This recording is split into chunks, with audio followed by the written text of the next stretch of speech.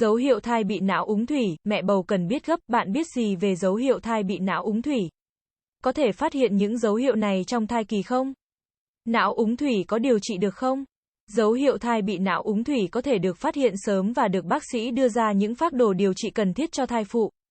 Điều này là cực kỳ quan trọng vì não úng thủy là một căn bệnh nguy hiểm làm biến dạng và ngăn sự phát triển của não bộ từ trong bào thai và có khả năng gây tử vong cao. Não úng thủy là gì? Não úng thủy, tên tiếng Anh hydrocephalus, hay còn gọi theo cách dân gian là bệnh đầu nước. Theo các chuyên gia y tế, đây không phải là một căn bệnh cụ thể mà căn nguyên của nhiều bệnh lý khác nhau. Từ tuần thứ 6 của thai kỳ, não thất bắt đầu sản xuất ra dịch não tủy, CSF, dịch não tủy đi qua đường ống dẫn đến các khoang dưới nhện và được hấp thu vào tổ chức não. Dịch não tủy này có dạng lỏng, được tìm thấy ở não và tủy sống. Ở não bộ, dịch não tủy có vai trò như bộ đệm cơ học và tạo ra những miễn dịch cơ bản cho não. Não úng thủy là tình trạng dịch não tủy bị ngăn cản hoặc loại bỏ do các phát triển bất thường. Khi dịch không được dẫn đến não, nó sẽ tích tụ do áp lực trong hệ thống não thất làm cho các não thất giãn ra. Lớp vỏ não vì thế bị làm mỏng và căng ra, ở một mức độ giãn nhất định, các tế bào thần kinh không bị giãn đáng kể nên não có thể thích ứng được. Nhưng nếu vượt quá ngưỡng này, não sẽ xuất hiện những tổn thương mà khó có thể phục hồi. Và như vậy, bệnh não úng thủy sẽ gây ra những di chứng, hậu quả cho não bộ. Mẹ bầu có thể nhận biết bé bị có não úng thủy hay không dựa vào các dấu hiệu thai bị não úng thủy. Cụ thể là gì? Dấu hiệu thai bị não úng thủy, thai nhi khi mắc chứng não úng thủy vẫn có những cử động bình thường như các bé khỏe mạnh khác. Mẹ vẫn thấy thai máy hay hoạt động trong bụng mình. Bởi vậy mẹ bầu không thể tự cảm nhận hoặc phát hiện được các dấu hiệu thai bị não úng thủy. Đó là một trong những lý do quan trọng cho việc khám thai theo định kỳ và siêu âm theo chỉ định của bác sĩ. Nhờ các máy siêu âm chất lượng cao mà bác sĩ mới có thể chẩn đoán bé có bị não úng thủy hay không. Đầu tiên, triệu chứng giãn não thất là cơ sở đầu tiên cho việc chẩn đoán bệnh não úng thủy ở thai nhi. Trong 3 tháng đầu, đường kính của não thất từ 9mm trở xuống là mức phát triển an toàn của bé. Nếu não thất thai nhi bị giãn với đường kính là 10,15mm tức là thai nhi đã bị chứng giãn não thất. Thường thì não thất bị giãn là chứng không đáng lo ngại vì không làm tổn thương tới các mô não.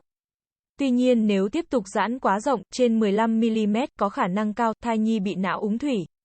Khi phát hiện chứng giãn não thất, để có thể kết luận thai có bị não úng thủy không, các bác sĩ còn tiến hành một số kiểm tra để tìm các tổn thương trên tim và não của thai nhi. Đồng thời thai nhi sẽ được xác định mức độ nặng nhẹ của bệnh thông qua các kiểm tra khác như xét nghiệm nhiễm sắc thể bằng Chipper test. Xét nghiệm virus, bạn cần lưu ý phân biệt hiện tượng phình não thất của não úng thủy gần với triệu chứng của bệnh phì đại não thất hoặc não thất to. Vì với phì đại não thất to hoặc não thất to thì não cũng phình to do bị hủy hoại hoặc kém phát triển hình thái. Nhưng được phân biệt với não úng thủy ở đặc điểm biến dạng do bất thường nhu mô bên trên. Nguyên nhân thai bị não úng thủy, trong quá trình phát triển của thai nhi, não úng thủy hình thành có thể do nguyên nhân tắc nghẽn đường dẫn dịch não. Do các dị tật bẩm sinh hoặc do di truyền. 1. Não úng thủy do tắc nghẽn. Não úng thủy do tắc nghẽn là hình thức phổ biến nhất của não úng thủy ở thai nhi. Còn được gọi là hẹp ống dẫn dịch. 2. Não úng thủy do dị tật Chiari-2, dị tật này chiếu khoảng 30% số thai nhi. Được xác định mắc chứng não thất to với những biểu hiện nứt cột sống và những bất thường ở hố sau. Trẻ mắc dị tật này thường sẽ bị bại liệt ở chân hoặc thân não bất thường ở nhiều mức độ khác nhau. Dị tật Dandy-Walker, dị tật này chiếm từ 2 tháng 10% số thai nhi bị não úng thủy. Thai nhi bị dị tật này ngoài não úng thủy thường mắc các dị tật hệ thần kinh trung ương, tim, sinh dục, mắt, mặt. 3. Di truyền, thai nhi có thể bị não úng thủy do di truyền với những biểu hiện đặc trưng của chứng hẹp ống dẫn dịch. Dị dạng ngón tay cái. Khi đã được những dấu hiệu thai bị não úng thủy, mẹ bầu chắc chắn sẽ được bác sĩ chuyên khoa đưa ra những liệu trình theo dõi và điều trị sát sao. Não úng thủy có chữa được không? Cách phòng bệnh như thế nào? Cho đến nay, chưa có chuyên gia y tế nào khẳng định bệnh não úng thủy được chữa khỏi hẳn.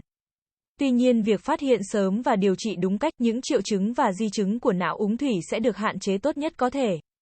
Có những trường hợp nhẹ có thể chữa lành và phát triển bình thường, bên cạnh đó những trường hợp nặng do chưa có thuốc đặc trị nên chỉ có thể hỗ trợ điều trị. Vì vậy, tùy theo mức độ nặng nhẹ, bác sĩ chuyên khoa tính toán và đưa ra những tiên lượng cho gia đình. Phòng bệnh hơn chữa bệnh, ngoài việc khám thai định kỳ, mẹ bầu cần hết sức chú ý đến chế độ dinh dưỡng.